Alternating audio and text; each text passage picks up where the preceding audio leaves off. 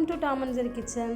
நம்ம இன்னைக்கு சூப்பரான சிம்பிளான பாஸ்தா பாயாசம் பண்ண போகிறோம்.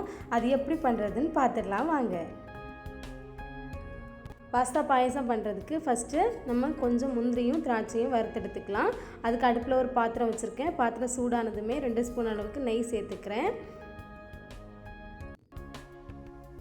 நெய் ஓரளவுக்கு சூடானதுமே கொஞ்சமாக முந்திரியும் பாதாமும் கட் பண்ணி வச்சுருக்கேன். இதை சேர்த்துக்கலாம். சேர்த்துட்டு மீடியம் ஃப்ளேமில் வச்சு நல்லா வறுத்தெடுத்துக்கலாம்.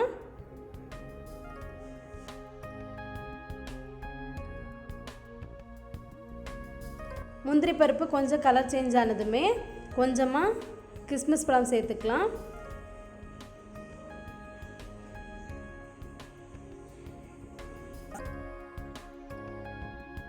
இப்போ முந்திரி திராட்சை எல்லாம் நல்லா வறுபட்டுடுச்சு. இதை வேற ஒரு பாத்திரத்தில் மாற்றி வச்சிடலாம்.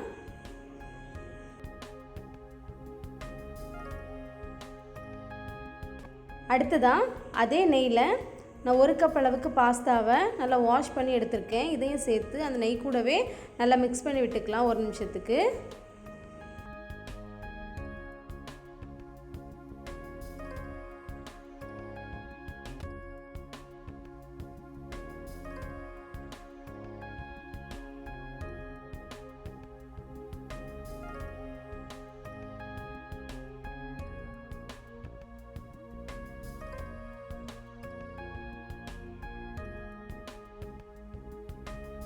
இப்போ பாஸ்தாலாம் நல்லா வறுபட்டுடுச்சு. இப்போ இதில் நம்ம பால் சேர்த்துக்கலாம். நான் 2 கப் பால் எடுத்திருக்கேன். இதை சேர்த்து நல்லா மிக்ஸ் பண்ணி விட்டுக்கலாம். பாஸ்தா வேகிறதுக்கு 10லேருந்து 15 நிமிஷம் வரை ஆகும். மீடியம் ஃப்ளேமில் வச்சு குக் பண்ணி எடுத்துக்கலாம்.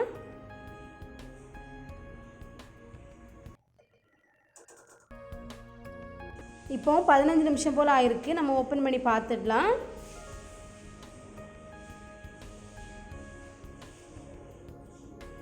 நம்ம சேர்த்த பாஸ்தாலாம் நல்லா வெந்திருக்கு. இந்த அளவுக்கு வெந்தால் போதும், கரெக்டாக இருக்கும். அடுத்ததாக இதில் நம்ம சர்க்கரை சேர்த்துக்கலாம். நான் 3 ஸ்பூன் அளவுக்கு சர்க்கரை எடுத்திருக்கேன். நீங்கள் சர்க்கரை கம்மியாக சேர்த்துப்பீங்க அப்படின்னா 2 ஸ்பூன் அளவுக்கு சேர்த்துக்கோங்க.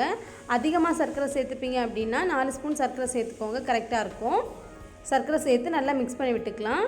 அடுத்ததாக இது கூடவே 2 ஏலக்காவை இந்த மாதிரி லைட்டாக தட்டி வச்சுருக்கேன். இதையும் சேர்த்து நல்லா கலந்து விட்டுக்கலாம். ஏன்னா ஒரு 2 நிமிஷத்துக்கு மீடியம் ஃப்ளேமில் வச்சு குக் பண்ணிடலாம். சர்க்கரை ஏலக்காயெலாம் சேர்த்து 2 நிமிஷம் ஆயிடுச்சு. நம்ம சேர்த்த பாலும் நல்லா க்ரீமி கன்சிஸ்டன்சியில் வந்திருக்கு. இப்போ நம்ம பாஸ்தா பாயசம் ரெடி ஆகிடுச்சு. அடுத்ததாக இது கூடவே நம்ம நெய்யில் வறுத்து வச்சுருக்க முந்திரி திராட்சை சேர்த்து நல்லா கலந்து விட்டுக்கலாம். முந்திரி திராட்சை சேர்த்து கலந்து விட்டுட்டு நம்ம ஸ்டவ் ஆஃப் பண்ணிக்கலாம். இப்போ நம்ம பாஸ்தா பாயாசம் சூப்பராக ரெடி ஆகிடுச்சு. இதை நீங்களும் கண்டிப்பாக உங்கள் வீட்டில் செஞ்சு பாருங்கள். உங்கள் குழந்தைங்களுக்கெல்லாம் ரொம்பவே பிடிக்கும். இது வரைக்கும் இந்த வீடியோவை பொறுமையாக பார்த்ததுக்கு ரொம்பவே நன்றி. இந்த வீடியோ பிடிச்சிருந்துச்சுன்னா லைக் பண்ணுங்கள், ஷேர் பண்ணுங்கள், கமெண்ட் பண்ணுங்கள். முக்கியமாக டாம் அண்ட் ஜெரி கிச்சன் சேனலுக்கு சப்ஸ்கிரைப் பண்ணுங்கள். தேங்க்யூ.